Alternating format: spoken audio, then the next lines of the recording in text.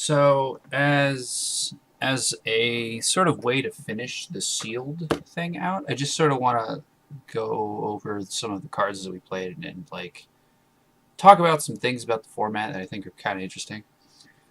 Like first of all, first thing I want to talk about is the exert creatures.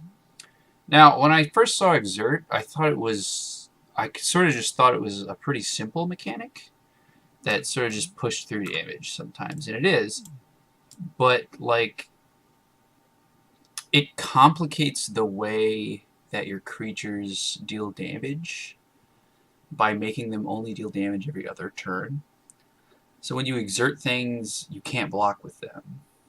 And that sounds simple in concept, but in practice, it makes for some very complicated board states because essentially every attack is a choice that you have to make. Everything is modal. There are modes, there are decisions that you wouldn't have to make in normal formats. And that makes some card evaluation on some of these things kind of hard. Like when I first saw Hooded Brawler, I sort of didn't think it was very good because it was a 3-mana 3/2. But it turns out that it's only a 3-mana 3/2 when it doesn't need to be a 3-mana 5/4. And when it's a 3-mana 5/4, it's insane. So I think Hooded Brawler is just the card quality in this whole set. The whole thing is really powerful and limited. There are a lot of things that seem way more powerful in the context of play that did not show up when I was just looking at these things. So, Watchful Naga just does not, it sort of turned out at the end of the day how I expected it to turn out.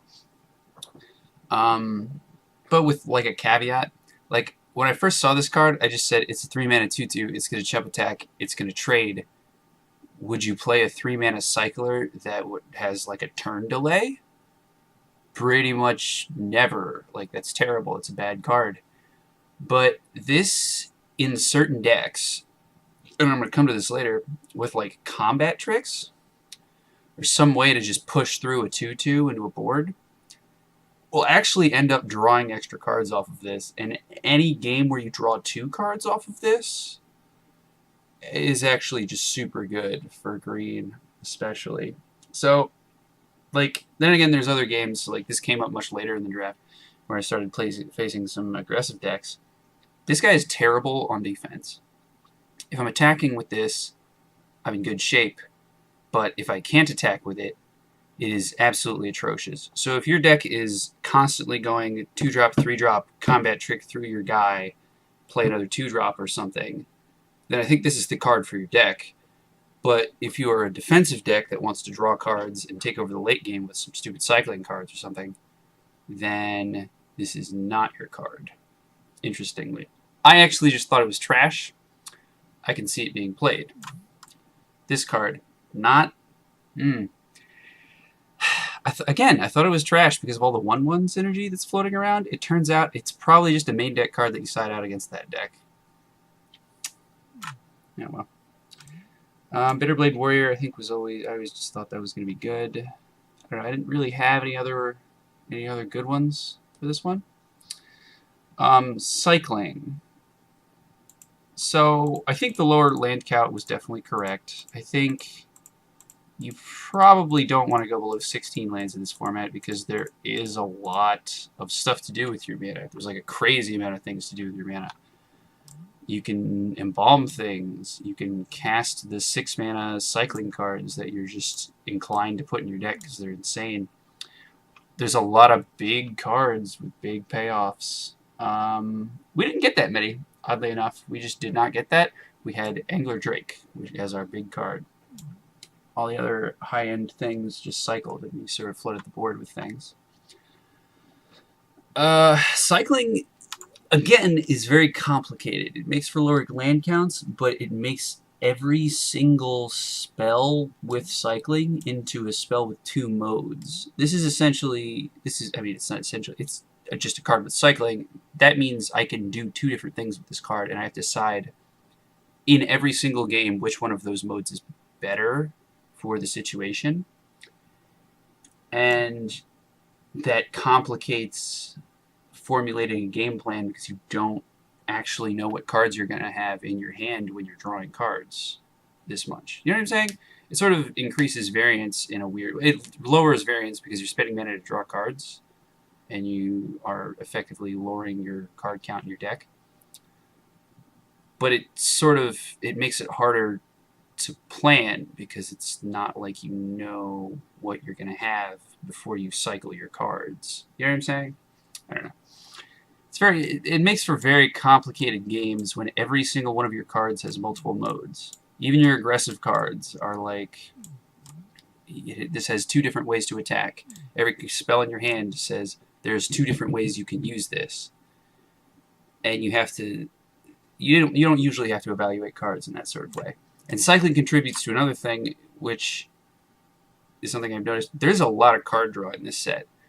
Blue alone has like 6 cards that sort of get card advantage in a similar way. There's this card. There's Trial of Knowledge. There's Hieroglyphic Illumination. I made a list. Hold on. There's the blue Cartouche, which doesn't actually like card advantage, but it does something and gets you back a card. There's Gale Strike, which gets you back a card. There's Naga Oracle, which isn't really card advantage, but it's also looking at the top 3 cards of your deck and sort of scrying 3. Sometimes it's better than scry 3. I remember playing one of those in the pre-release, looking at 3 cards. One of them was a land I needed. 2 of them were cards with cycling that I planned on cycling. And I thought, oh, I'm just going to cycle these. I don't need these. And then I thought, oh my god, just discarding them is cycling for free. You're just giving all of those cards cycling for 0 mana preemptively in a weird way. Then there's this guy, and then there's Open into Wonder, which I haven't played against. I've heard people actually don't like it very much, but it looked really good on paper to me because you could just make 2 guys unblockable and draw cards. And you end up drawing, there's a lot of card draw in blue in general, and then there's a million cycling cards. So you end up drawing a lot of cards in this format, it seems like, despite it also having this weird aggression thing with all of the exert creatures. And another thing with the exert creatures that makes that's just super interesting, a lot of the combat tricks are just really good in this format. Spidery Grasp was a card that I wanted, like, a lot. There are a lot of times where I just didn't use it, but there are a lot of times where this was the card that I was waiting on because it's just going to untap an exerted creature, kill one of their guys, and let me attack sooner. There's just so many things that it does. It protects from the big, dumb red burn spells. It's super good. There's this, I think I got one. Yeah, a Supernatural Stamina. This card was nuts. This card is, like, legit good. Especially if you have some weird enter the battlefield effects. Like, what's some good enter the battlefield stuff with this deck? The Quarry Hauler is super good. There's not a lot in this deck, honestly. Like Angler Drake. Imagine doing that with an Angler Drake. Oh my god. You're just absolutely demolishing people. What else did we get? What did we get wrecked by? I'm not sure. I don't remember. But, like, the combat tricks seem really good. And there's the green one that untaps 2 creatures. That card's super good. There's... what are the white ones? Are they good white ones? Jero's Resolve, his cycling is super good. Anyway, the untapped mana that is always just sort of floating around in this format is sort of assumed to be for cycling, because every color has cycling, you know what I'm saying?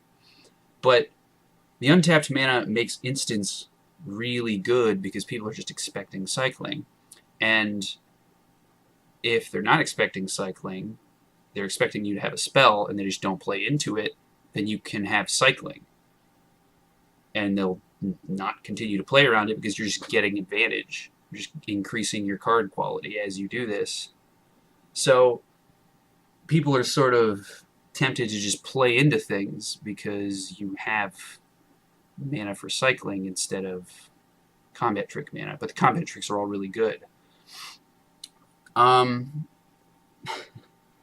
Also, there's a lot of mass pump in this format. If you go wide, white just has 4 or something anthems, just stupid. Like this, there's the Exert Bird, there's the Trial that gives your team +2/+1 in vigilance, no less, and then there's the zombie pump card, which I actually think is probably like one of the worst of the 3.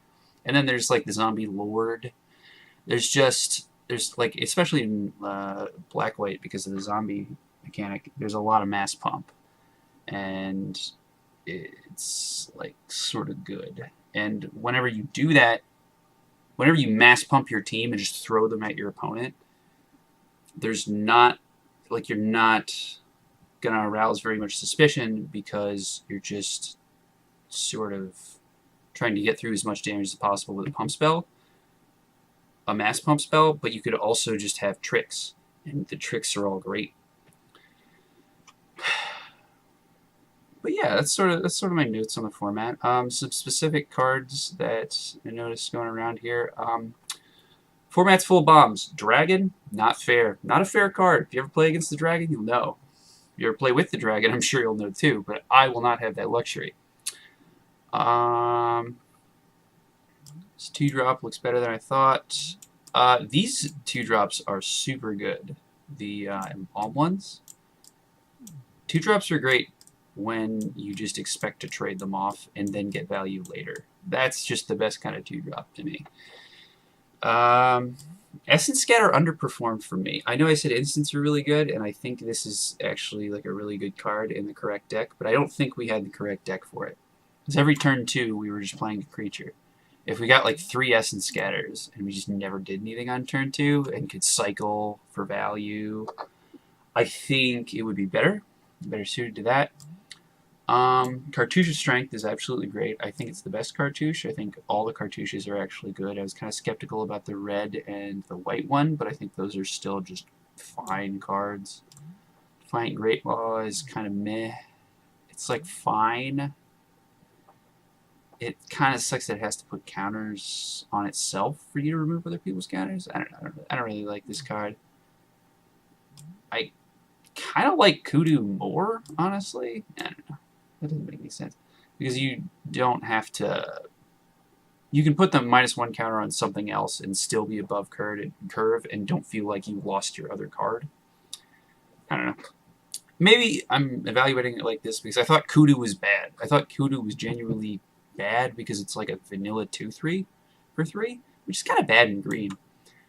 And I thought this one had a bunch of text, and I thought it was good. But these are very similar cards in my deck.